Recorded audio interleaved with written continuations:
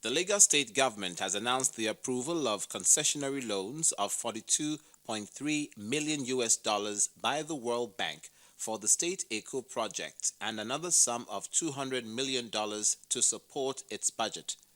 The $42.3 million is in addition to an original credit of $95 million in which over 620,000 students in 667 public secondary schools in Lagos have benefited from between 2009 and 2013.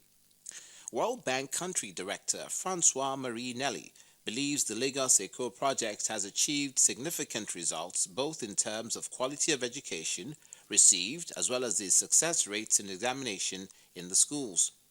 She noted that the state government has used the project to build a pathway for students from low-income backgrounds to gain access to quality secondary education. The bank says the $200 million budget support facility, which is the second in the series of a three-tranche development policy operation, is in support of reforms pertaining to fiscal sustainability, budget planning, budget execution, and to also improve the state's investment climate. Francois-Marie Nelly acknowledged that the range of reforms taken by the state has sustained a rapid growth and has reduced its poverty headcount from 57% in 2004 to 23% in 2010.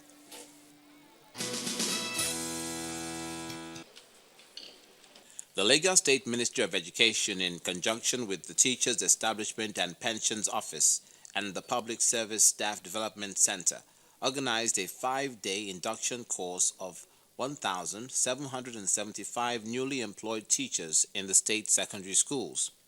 The Commissioner for Education, Mrs. Olayinka Oladunjoye, explained that the new employees will boost the Lagos State government's determination to provide qualitative education and also to reduce the rate of unemployed graduates in the state. The new teachers were admonished to add value to the teaching profession by remaining dedicated, disciplined, and hardworking in their duties. If you have teachers that just throw into the classrooms without understanding the culture and the values of the state, it will be wrong.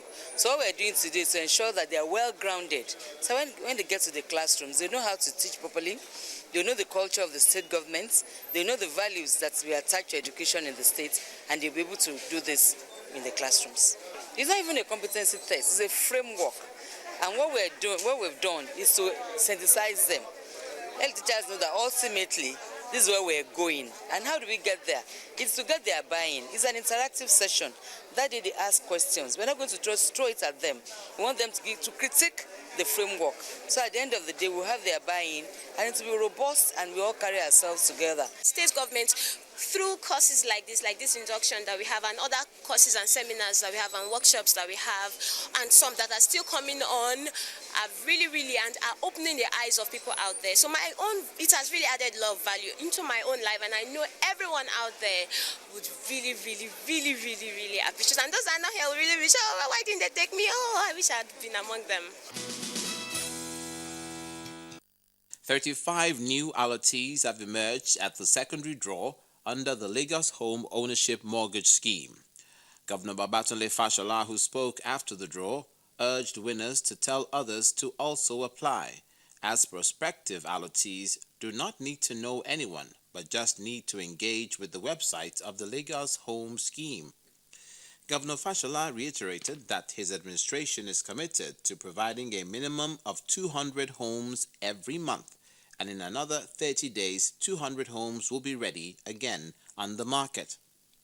Meanwhile, 18 people from the first draw have successfully completed the financial closures and collected their keys and are now homeowners.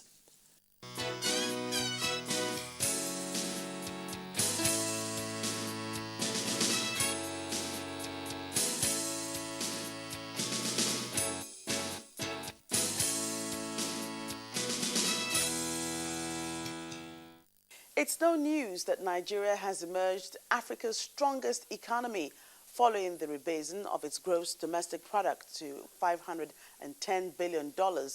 With this development, global attention on Nigeria has increased, especially on Lagos State, being the commercial capital.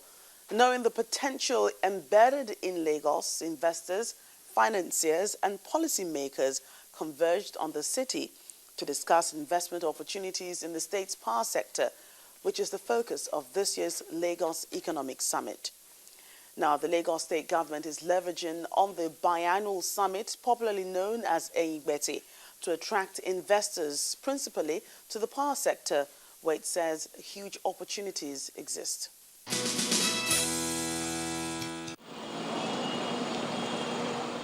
Lagos State accounts for about 65% of Nigeria's commercial activities.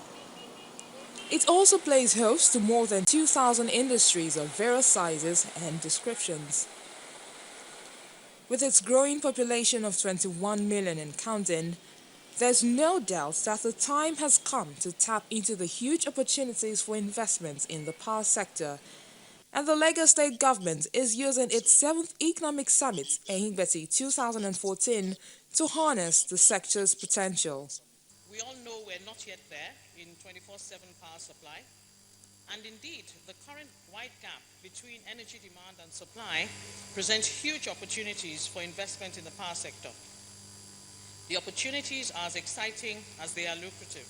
Giving examples of some of its recent successes, Lagos State Governor Babatunde Fashola talks about the impact of the 2 power plants built by the state government.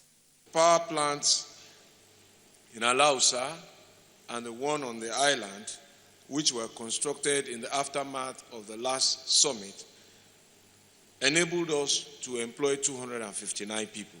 Island Maternity, where incidentally I was born, is one of those facilities that have benefited from the IPPs, and these are areas where we can make only very restrictive impact, embedded generation. But 14 schools have been connected. Lion Building Police Formation and Zone 2 Police Formation have also been connected. So we have not only impacted hospitals, we have impacted learning, we have impacted security. About 198 generators have been decommissioned. And you have seen that in that sense, it means that in all those areas, we're saving about 4 times what it costs to run facilities to generate power. But perhaps where the micro impact has been most definitive is on the streets. Because apart from the area that is captured in the IPPs, we have undertaking an aggressive public lighting project, lighting up the streets of Lagos pole by pole. And between the last summit and now, we have lit up 242 streets in Lagos. Agriculture has, since 2008, enjoyed a higher percentage of our budget. Indeed, between 2011 and 2013, the allocation to the agri sector grew by 84%. We have some laudable initiatives in that area, and we're very proud of the achievements, especially with respect to youth involvement in the business of agriculture.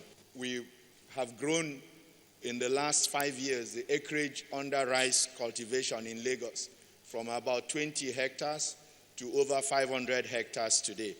And since the last summit, we have also established a rice mill at the Imota here in Lagos. In the area of transportation, again, the resolution was that we should encourage long-term investment in infrastructure. That has happened, continues to happen, and this is one of those it will remain a work in progress for a while, to come. There are about 10,000 roads in Lagos, and it will take a while to bring all of them to the state that we will all love to see them. Tapping into the success story of Lagos State in many areas of its economy, Southwest neighbor Ogun State is willing to partner with Lagos, especially in the area of agriculture and housing. Our primary objective is to feed Lagos. And in feeding Lagos, our agriculture will boom. And once that happens, our economy will begin to boom as well. We are not just only aspiring to feed Lagos, which we have started, but equally we want to house Lagos. We are doing that as we speak. And that is why, if you notice, If you notice, you will realize that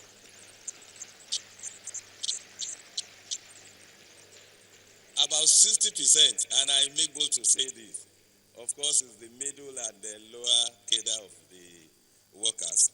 They live in Ogun State. So we ask ourselves, let's attract those high top echelon staff, people that work in Lagos to still come and be living in Ogun State. The Lagos State government intends to use this year's summit to accelerate economic growth through power, agriculture, transportation and housing, described as critical areas of social needs of the people.